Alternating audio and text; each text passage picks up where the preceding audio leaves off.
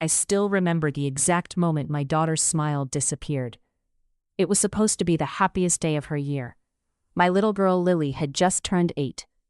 Our backyard was filled with balloons, laughter, and family members who hadn't been together in months. Everything felt perfect.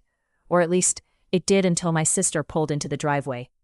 She stepped out of her SUV with the biggest grin I'd ever seen, followed by a tiny gray and white husky puppy bouncing beside her on a bright red leash. "Happy birthday," she shouted. Lily's eyes lit up. "Oh my gosh, a puppy." Before I could even react, Lily ran toward the little dog. "Stop," I yelled. My voice came too late. Within seconds, Lily was hugging the puppy tightly, laughing so hard she couldn't catch her breath. Then she actually couldn't catch her breath. She started coughing. Her face turned pale. Tiny red patches spread across her neck. I dropped everything and sprinted toward her. "Lily, back away." My husband Daniel was already reaching for the emergency allergy kit we kept in the kitchen. My sister just stood there, confused. What's happening?"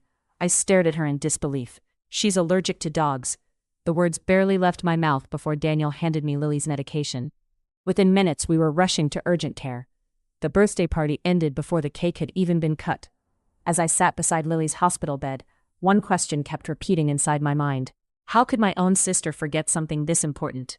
She had known about Lily's allergy since she was a baby. She had seen the doctor's visits.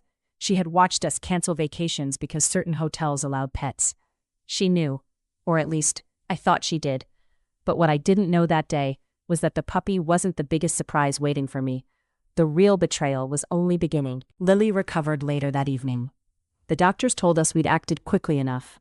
I wanted to be grateful. Instead, I couldn't stop thinking about my sister. The next morning she called. "I was only trying to make Lily happy. You almost sent her back to the hospital." "It was an accident." "Was it?" Something about her voice felt rehearsed. Daniel stayed unusually quiet during the conversation. After I hung up, he looked at me.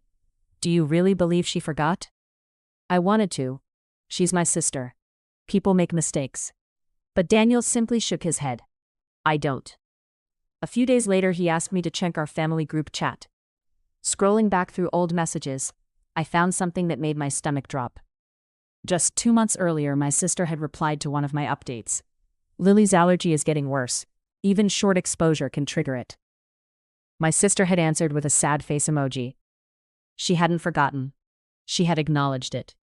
I felt sick. Still, I needed answers. When I confronted her in person, she sighed dramatically. "You always overreact." "I overreact? It's just a dog?"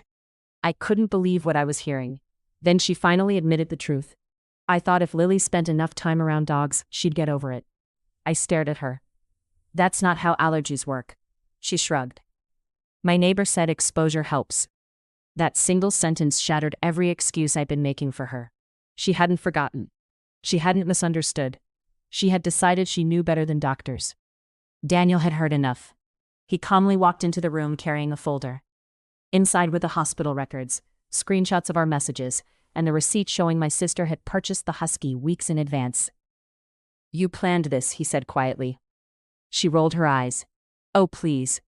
Daniel didn't raise his voice. He didn't argue. Instead, he picked up the puppy's paperwork. "I've already spoken with the breeder." "What?" "They've agreed to take the puppy back and place it with a family who can safely care for it." My sister's face changed instantly. "You had no right." "No," Daniel replied. "You had no right to gamble with a child's health." For the first time since all of this began, the puppy found a wonderful new home just a few days later. That part made me genuinely happy. None of this was the dog's fault. But our family would never be the same. Word spread quickly. Not because we told everyone, because my sister couldn't stop complaining about how dramatic we had been. Eventually, relatives started asking questions. Daniel never insulted her. He simply showed them the facts. The medical records, the messages, the timeline. One by one, people realized the truth for themselves. No arguments, no shouting, just evidence. Family gatherings became quieter. People stopped trusting her advice. They stopped leaving their children alone with her. The consequences weren't created by revenge. They were created by her own choices. Months later, she finally sent me a message. "I'm sorry." I stared at those 2 words for a long time. Maybe she meant them. Maybe she didn't, but forgiveness isn't something that appears the moment someone apologizes. Trust has to be rebuilt, and sometimes it never fully returns. Lily is doing wonderfully now. She still loves animals. Instead of dogs, we've learned about rabbits, turtles, and fish, pets that are safe for her. One afternoon, she looked at me and smiled. Maybe one day I'll volunteer at an animal shelter, where I can help from far away.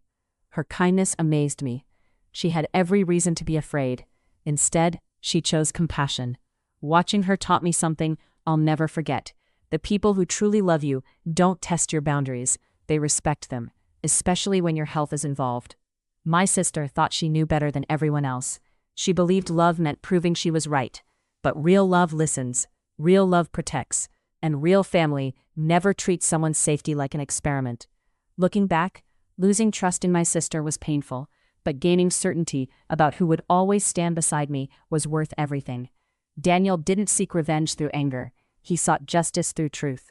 Sometimes the strongest response isn't shouting, it's calmly exposing what really happened and letting people see it for themselves.